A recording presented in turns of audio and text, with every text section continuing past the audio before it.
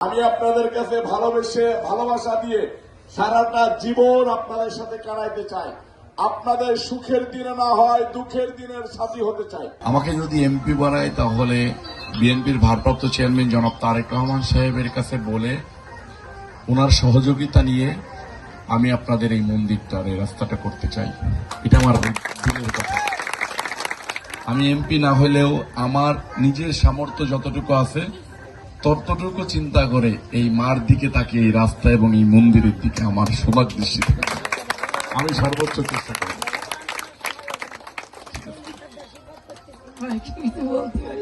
এইটুখানি বলছি আমার বাবা যেন যে আশা করে দাঁড়াইছে আশাটা পূর্ণ আমি এইখানকার এমপি হিসেবে দাঁড়াইতে চাই।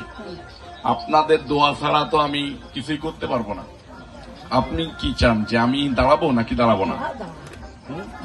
দাঁড়াইলে আপনি কি আমার পাশে থাকবেন? হ্যাঁ থাকবো, সবাইকে নিয়ে। হ্যাঁ সবাই নিয়ে থাকবো। মন থেকে বললেন? হ্যাঁ মন থেকেই তো বলছি। নাকি আমি সামনে আছি সেই কারণে? না না সব মন থেকে বলছি।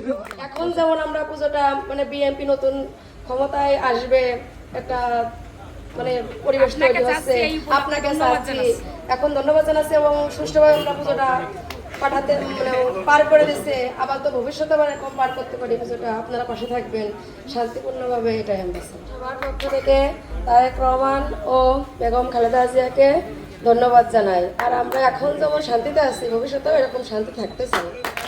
আপনার পাশে থাকে, যেহেতু আপনি অনেক ভালো কাজ করেন, আপনার সবাই পাশে থাকুক, এইটাই। সবাই পাশে থাকলে অবশ্যই আপনি যাইতে পারবেন। পদ্মা সেতু, মেট্রো রেল এবং এলিভেটেড এক্সপ্রেসওয়ে নির্মাণের গর্বিত অংশীদার বসুন্ধরা সিমেন্ট। সকলে মিলে একসাথে কাজ করতে চাই। আশীর্বাদে রাখবেন। আমি আপনাদের কাছে আশীর্বাদ চাই এবং আশীর্বাদ করে যাচ্ছি এবং কথা দিয়ে যাচ্ছি জীবনের শেষ দিন পর্যন্ত যেন এই মাটিটা রবিউল ইসলাম নয়নের হৃদয়ের ভিতরে থাকে। এটা হচ্ছে আপনি হিন্দু, নিতাই রায় চৌধুরী হিন্দু, আমি মুসলিম। আপনি কাকে সমর্থন করবেন? ভালো লাগবে তাহলে কাকে আপনাকে ভালো লাগছে।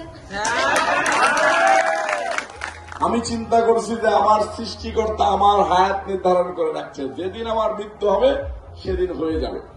আমি আপনাদের কাছে নিয়ে থাকতে চাই। আমি প্রত্যেকটা মানুষের হৃদয়ে জায়গা করতে চাই। প্রত্যেকটা মানুষের সাথে আমার হৃদয়ের সাথে কমিউনিকেশন রাখতে চাই।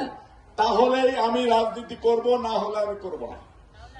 আমি এখন পর্যন্ত এই যে আপনাদের কাছে কমেন্ট নিচ্ছি, আমি মানুষের জনকল্যাণের জন্য কাজ করে যাচ্ছি। আমার কাছে যেদিন মনে হবে যে পার্সেন্টেজে মানুষ আমাকে যতটুক মানুষ আমাকে চাবে আমি তাইলেই মনোনয়ন কিনবো।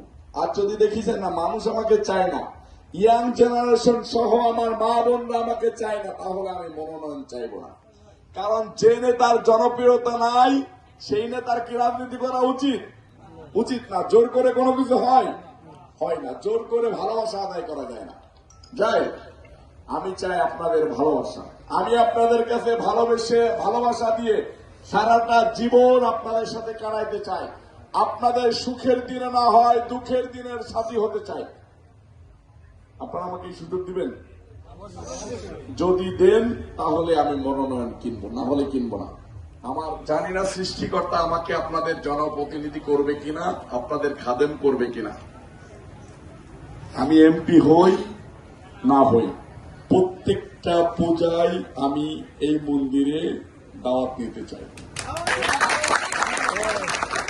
আমি আপনাদের বিপদে আপদে আপনাদের প্রথম কলটা আমার কাছে যেন যায়, যে নয়নের কাছে গেলে আমরা আশ্রয় পাবো। বিএনপির ভারপ্রাপ্ত চেয়ারম্যান জনাব তারেক রহমান সাহেব এবং দেশনেত্রী বেগম খালেদা জিয়া পাঠিয়েছে যে ওই মন্দিরে কোন সমস্যা আছে কিনা এটা খবর নিয়ে আসবা।